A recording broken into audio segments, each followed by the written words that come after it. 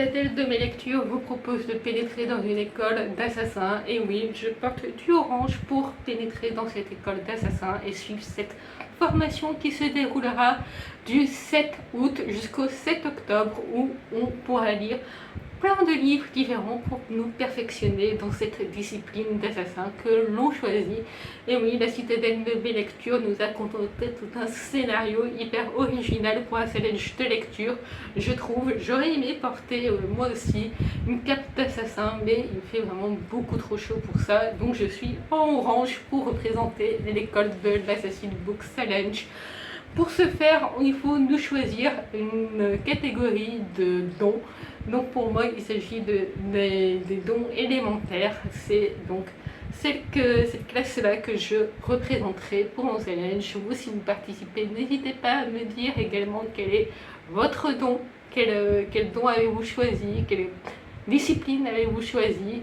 Donc moi, pour la discipline des élémentaires, j'ai 3 matières à valider en particulier. Il s'agit pour la première de la nilomorphose pour l'étude géographique et géologique, où là il me faut lire soit des livres de voyage, d'aventure, de nouvelles sagas. Et donc je vais participer pour ce faire à aventure, nouvelle saga, et je pense qu'on peut aussi mettre voyage, puisque je vais commencer enfin le club de l'ours polaire. Le tome 1, donc c'est Stella et les mondes gelés de Alex Bell. Quand j'ai dit que je n'avais rien en termes d'équivalent des désastreuses aventures des orphelins Baudelaire, une de mes collègues bibliothécaires m'a conseillé du coup celui-ci. Et là sur la 4e de couverture, ça nous dit dans la lignée à la croisée des mondes et du monde de Narnia, une aventure merveilleuse, captivante, le premier tome d'une trilogie. Et on entre du coup, ça nous promet un univers magique peuplé de fées et de yétis, d'engeleurs et de pirates des neiges. Ici donc on suit Stella Flocus Pearl, c'est ça, Stella Flocus Pearl, qui a toujours voulu accompagner son père sur les terres inconnues de ses voyages. Son rêve serait d'y, le jour de ses 12 ans, partir en exploration avec le club de l'ours polaire. Aux côtés d'un chuchoteur de loup, d'un magicien snob et arrogant et d'un demi-elfe timide et maladroit, Stella se lance à la conquête des étendues polaires. Donc ce livre va me permettre de me rafraîchir un petit peu en ces temps de canicule qui sont insupportables. Donc j'ai très hâte de me plonger dans cette lecture jeunesse qui a l'air assez chouette. Je vous l'accorde, j'ai lu plein d'avis positifs dessus depuis, donc j'ai d'autant plus hâte de me plonger dans cette lecture. Ensuite, le deuxième cours que je vais devoir suivre avec mon don d'élémentaire, il s'agit de l'élémenturgie, la manipulation des éléments, où là il faut lire soit un livre qui met en avant l'eau, le feu, l'air ou la terre. Et du coup, pour moi, ça va être l'occasion de me plonger dans l'élémentaire de l'air avec Les Cités Rebelles, le premier tome, Les Monstres de Papier. Et oui, encore une nouvelle saga que je vais commencer avec ce challenge. Et celui-ci, il faut le dire, ça fait très longtemps qu'il me fait envie. Donc là, je crois qu'on revisite une légende chinoise. On est au sein d'un royaume où on suit Kurara qui arrive à échapper à l'attaque de son vaisseau, le Midori, qui n'est pas forcément le cas de son meilleur ami qui est grièvement blessé, et pour tenter de le sauver, elle va devoir devenir la meilleure pliomage. Donc les pliomages, ce sont ceux qui ont la capacité de rendre la vie à leur création de papier, ce qui est le cas de Imura, grâce à qui elle doit sa survie finalement. Donc grâce à Imura, elle va pouvoir développer ce don de pliomage et espérer pouvoir sauver son meilleur ami en demandant de l'aide à la princesse Tsukimi. Donc voilà, une quête, pas forcément une enquête, mais une quête pleine de magie, de découverte, toujours dans de la jeunesse, puisque c'est l'été et que l'été je n'ai vraiment pas envie de me prendre la tête et de réfléchir. Donc c'est l'occasion de lire plein de jeunesse, et je trouve que cette couverture fait assez estivale. Je sais pas vous, mais j'aime bien ce ciel bleu, ça me fait rappeler les temps de l'été. Donc j'espère que ça va me plaire, mais je n'ai aucun doute là-dessus, c'est typiquement les thèmes que j'aime. Ensuite, la troisième matière que je dois valider, ma troisième matière et dernière principale, il s'agit de la sécation, donc entraînement sur le terrain. Et là, les livres que je dois lire sont survie, drame, catastrophe naturelle. Et je pense qu'on peut classer ce livre dans les termes survie et drame avec Cemetery Boys de Hayden Thomas. Donc ce livre aussi, j'en avais beaucoup parlé, je crois qu'il est sorti en 2022 ou assez récemment, il me semble, et j'en avais entendu beaucoup de bien, donc quand je l'ai vu à la bibliothèque, je n'ai pas hésité une seconde à le prendre. Donc là, on est dans un univers où on sait que les hommes ont la capacité de faire revenir les esprits et les femmes ont la capacité de guérir. On suit notamment Adriel qui a un brugeot. Et il veut tout faire pour prouver à sa famille qu'il a bien le don de rappeler les esprits. Et pour cela, il veut rappeler l'esprit de son cousin décédé pour essayer de résoudre son enquête de sa mort.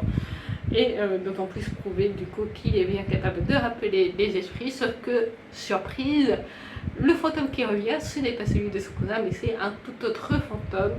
Donc, j'ai hâte de voir ce que ce roman promet. J'avais aussi entendu beaucoup de bien sur ce roman-ci lorsqu'il était sorti. Donc franchement, j'ai très hâte de me plonger dedans. Je sais d'avance que ça va me plaire aussi. Franchement, toutes les lectures que j'ai choisies, c'est que vraiment dans ma zone de confort, puisque comme je le disais, l'été, j'ai juste envie de me faire plaisir avec mes lectures. Il fait déjà beaucoup trop chaud pour se prendre la tête. Donc j'ai pris que des lectures qui vraiment, je sais pratiquement à coup sûr que ça va me plaire. Ensuite, on a quelques cours communs entre toutes les différentes classifications de pouvoirs, de dons. Et parmi ces cours communs, on a notamment le Sirictre, donc c'est le combat corps à corps, où là je dois lire soit un livre qui parle de combat, ou alors avec des éléments spicy, ou un Enemies to Lovers. Et là je vais sortir Nos destins sombres de Hayden R. Martin aux éditions Le Chat Noir. Donc c'est une toute petite maison d'édition plus spécialisée dans les éléments gothiques, fantastiques, fantasy. Mais voilà, toujours avec ce trait un petit peu gothique. Et là, ça a l'air d'être clairement le cas, puisqu'on suit un personnage qui s'appelle Orphée et qui se réveille des limbes. Sauf que Orphée, il n'a aucun souvenir de comment il est mort. C'est assez flou dans sa tête, tout ça. Donc, il veut aussi pouvoir découvrir ce qui s'est passé, comment il est mort. Tandis que son petit ami Isidore, lui, est toujours dans le royaume des vivants, bien vivant, à la Nouvelle-Orléans, et qu'il est en proie au désespoir, à la dépression, avec des envies de suicide. Donc ça n'a pas l'air très joyeux comme lecture. Et en fait, il n'a aucune envie de suivre les règles du royaume des morts. Lui, tout ce qu'il veut, c'est aider le mieux possible son petit ami à se sortir de cette dépression, à l'aider. Sauf que son petit ami ne va pas lui faciliter les choses en énervant les dieux de la mort. Donc ça a l'air d'être un univers assez complet. Le seul truc, c'est que je l'ai acheté juste en lisant le résumé qui me faisait extrêmement envie. Mais en fait, en ouvrant le livre, c'est une mise en page assez particulière, je trouve. Donc ça m'a plutôt étonnée parce que c'est pas forcément la mise en page du Chat Noir en temps normal. Et en fait, du coup, voilà, vous voyez, il y a très peu de marge. C'est écrit tout petit. C'est assez particulier en termes de visuel. L'écriture, donc j'espère que ça va pas tant me déranger que ça si l'histoire me plaît. Je pense que je vais devoir, je vais pouvoir passer au travers de cette calligraphie qui est un peu particulière dans ce roman-ci. Mais pareil, je me dis que voilà, on parle de fantastique. L'esprit fantôme, c'est pas forcément une thématique vers laquelle je me dirige, mais néanmoins, il me fait vraiment très envie ce roman. Donc, on va tenter. On va tenter. Ensuite, le deuxième cours commun que l'on a avec les autres assassins, il s'agit du cours Shaman, où là, il faut lire un livre qui parle de poison et leur application. Enfin, c'est surtout pour nous, en tant qu'assassins, de pouvoir alimenter notre connaissance, nos connaissances sur les poissons et savoir comment les appliquer. Et donc, il faut lire forcément des livres qui parlent de poison, de nature, de plantes, de cuisine. Et là, je pense que je coche à peu près toutes les cases avec le premier tome des carnets de l'apothicaire que j'avais déjà lu l'année dernière. Mais là, en revoyant du coup, enfin en découvrant l'anime cette année, j'ai repris tous les tomes que je n'avais pas lus l'année dernière, puisque l'année dernière je n'avais lu que les 3 premiers tomes. Et du coup cette année j'ai enchaîné du 4e jusqu'au dernier qui est paru en France. Donc j'ai très hâte de relire, de me replonger dans ce premier tome qu'on m'a offert, puisque je les avais tous empruntés à la bibliothèque. Donc le fait que je les possède, enfin que je possède en tout cas ce tome 1 dans ma bibliothèque, ça me permet de relire ce manga et que j'adore les carnets de l'apothicaire. Donc j'ai très hâte de me replonger dans cet univers dont je suis fan et de suivre les aventures de Mao Mao. Pour ceux qui ne connaissent pas les carnets de l'apothicaire, on suit donc Mao Mao qui a grandi dans les quartiers des plaisirs, enfin dans le quartier des plaisirs, et qui se fait enlever et qui devient du coup finalement servante au sein du palais. Et Mao Mao a une très grande passion, très étrange pour tout ce qui traîne autour des poisons. Et du coup, au sein du palais, elle va se faire réquisitionner par une des personnes haut placées du palais qui s'appelle Jutsi.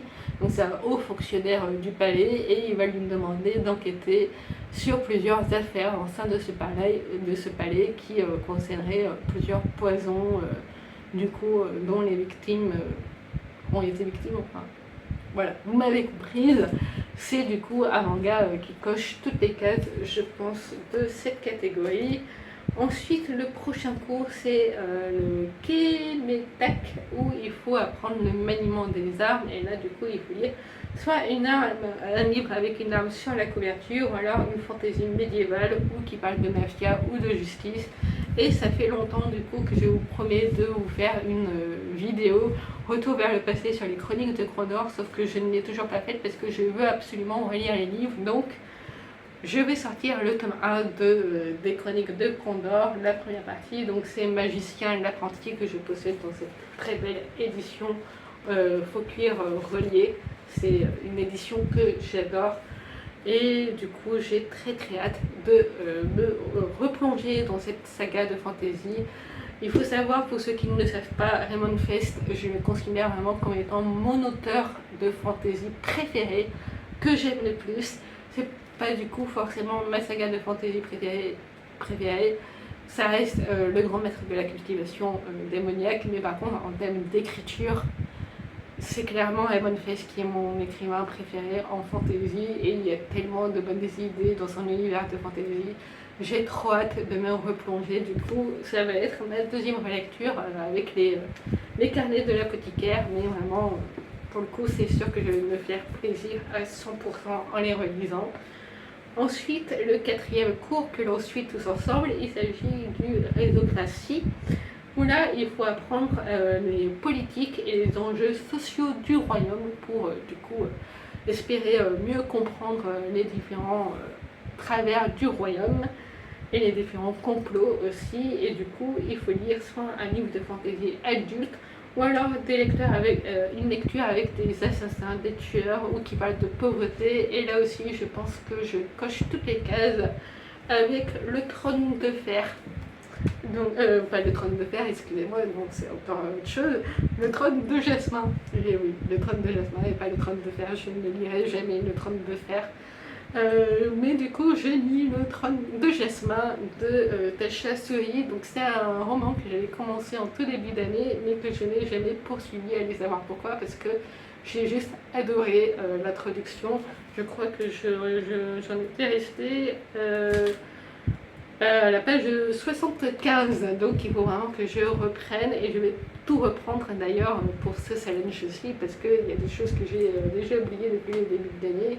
Donc je vais bien tout reprendre. On est dans de la fantaisie qui s'inspire des mythologies, des mythes indiennes, de l'inspiration indienne, en tout cas pour l'ambiance de cet univers de fantaisie, où on suit justement deux jeunes filles qui vont devoir s'entraîner. L'une est une princesse, l'autre est une des suivantes de la princesse qui est retenue captive dans un royaume. Elle est retenue captive purement par intérêt politique, puisque c'est son frère qui l'envoie dans ce royaume et qui lui dit de rester dans ce royaume-ci, de ne pas faire de vagues. Elle déteste son frère qui pour elle est un tyran et qui plonge de plus en plus son peuple dans la misère, et du coup elle va tout faire pour essayer de sortir son peuple de cette misère, de se venger de son frère, et pour ça elle va pouvoir compter du coup sur l'aide de sa servante. Donc voilà, ça parle de pauvreté puisque une des deux est très pauvre et a du mal à se sortir de cette pauvreté. Ça parle aussi d'assassins, de tueuses, puisque c'est notamment, ça va être le cas du rôle de Lindell. Et je sais qu'il y a une romance qui est tendue entre ces deux personnages. Donc on est aussi dans une pinaille assez inclusive, je trouve, avec du coup on a une romance homosexuelle dans Nos destins sombres, et là on a une romance lesbienne dans Le trône de Jasmin. Donc j'ai très hâte, d'autant plus que je viens de m'acheter le tome 2. Il faut vraiment du coup que je lise ce premier tome pour pouvoir lire le tome 2 dans la foulée. Et enfin, le dernier cours que l'on a au commun, il s'agit de la sobanatomie, donc c'est la biologie humaine. Et là, il faut lire des livres soit en rapport avec la guérison, la santé mentale, la mort, la naissance. Et donc, j'ai choisi de lire La bénédiction des cieux de Mong Xiong-Tang-Xiu, qui est aussi une autrice chinoise que j'adore, une autrice de fantaisie que j'adore. Je possède tous ces romans en édition collector reliée, c'est vous dire à quel point je l'aime. Donc ici, on est pleinement aussi à peu près dans toutes les thématiques, je pense. Mort, naissance, parce qu'on suit notamment un jeune homme qui parvient à regagner à plusieurs reprises le royaume des cieux, donc le rang divin qui permet l'immortalité. Et en fait, plusieurs fois, il a été déchu de ce rang de divin à cause de certains de ses dires, de ses discours qui sont assez renversants politiquement et qui ne plaisent pas à tout le monde. Du coup, lui, à plusieurs reprises, il est redescendu dans le monde des humains, et à chaque fois, il doit vaincre plusieurs épreuves pour pouvoir regagner son monde de divin. Et au cours de ce voyage, il va rencontrer un jeune homme avec lequel il va se sentir immédiatement lié. Et il est surtout appelé au royaume des humains pour pouvoir les aider à vaincre bien des monstres. Donc, je me dis, on est pleinement dans tout ce qui est thématique mort, naissance, guérison aussi, en ce qui concerne l'immortalité, les pouvoirs, si on va encore plus loin dans cette thématique-là. Santé mentale, pourquoi pas aussi. Je pense que ça peut rentrer dans le cadre de certains de ces personnages. Il faut juste que je le lise. En fait, c'est un livre, peut-être que vous avez entendu parler de l'animé, c'est Even Official Blessing. Excusez mon accent anglais. C'est un animé chinois du coup qui est adapté de ce roman-ci, et l'animé a fait pas mal de bruit quand il était sorti. Je sais que l'animé a l'air d'être assez bien adapté du roman, donc j'ai d'autant plus hâte. Donc voilà pour ma pile à lire. Je suis pleinement dans ma zone de confort, comme vous pouvez le constater. J'espère vraiment avoir l'occasion de lire tous ces livres. Je sais que j'ai oublié de préciser qu'il y a une lecture commune qui vous attend pour toutes les classifications de ces dons, enfin, pour toutes les classes de ces dons.